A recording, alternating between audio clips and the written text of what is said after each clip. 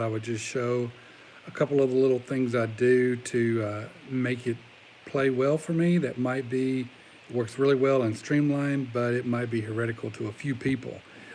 One is I got this mat, which is awesome, and it's very helpful. And I just stack the cards on top of each other, so the lines are very easy to flip through. And then I use these little ODAI indicators. So whenever I do a shift change, I just add up the ODAI and I set it and forget it. And it's there when I need it. And just have to do that a couple of times a period.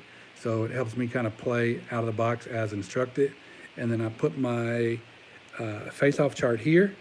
And this is what's really heretical and controversial is I will write on these charts. So I got the little asterisks there to remind me that when the goalie is pulled and I roll a 3 or 12, that it goes to the extra skater.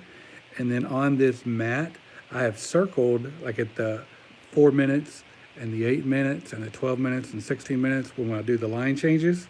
And then I also, instead of using the score sheet, I wrote inside the time segments numbers. And then for the Predators, which are my team, their typical color is yellow. So you can see they've got 6 shots for the period.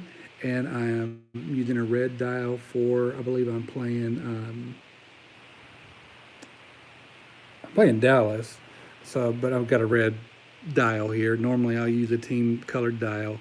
But you can see they have 5 shots on the period. And then at the end of the period, I'll just write it down on my score sheet. And that way I'm not having to record every stop game flow for every time a shot is in place. The green dial is where I'm at, so I'm at 12 minutes. If a penalty comes up, then I'll just use this red dial to indicate where the penalty stops at. So it's red for stop. Use the red peg for that. And those things just really help me kind of speed up gameplay. One other little thing I'll do that's heretical is I'll write in the actual book. So you can see the ODAI, just to help me remember, is 1 through 7. You make ODAI adjustments. So I've got 1 through 7 in a blue box to remind myself. And then 8 and 9, there are no ADI adjustments. So then 9 through 20, I've got a box again to remind myself that those results require an ODAI adjustment. APBA does have the markings over here, but when I didn't have the colored in squares or the outlines, I was forgetting to do it. I'll also just kind of write in for like the RSOG result, just a reminder of how to do that procedure is written in right there. And looks like I wrote it in here. Tip in rule written in there. The saga rule where it doesn't require another row, there's as long as the assist rating is greater than the 2d6 that were already rolled, you get a shot on net. So yeah, just little things like that have really helped me. Even my 33, if a player, I use the optional rule. I believe it's the optional rule where if you get a coincidental penalty and the player has 0 penalty minutes, that roll the dice, and if you get an 11 through 46, it is no penalty. And even reference page 5 in the instruction manual for that.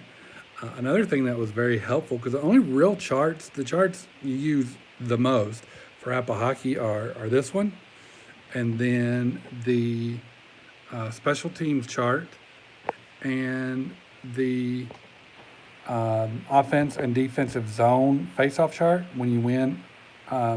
So those are the main charts. So you really don't have to do a ton of flipping, but I've got my little notes there, like if you're playing it safe, what that means. That just really helped me.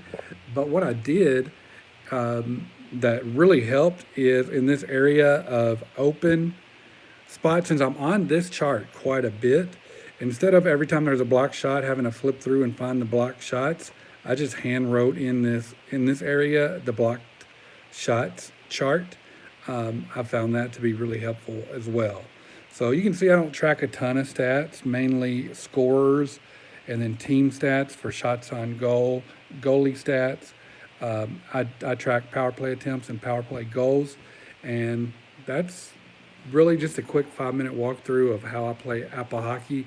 I've got my little cheat sheets up here.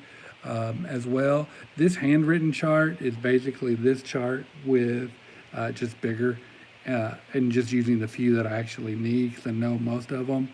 And then I've got these written out as well. Got the 53 and 62 to remind myself to check for matchups on that. And then I got the change on the fly chart right there. I also will write on the envelopes the power play and penalty kill adjustments and the bench minor penalties for each team and just keep those out also. All right, thought I'd only go 3 to 5 minutes. Also, don't you like my little dice tray here? Love this thing. So nice and quiet.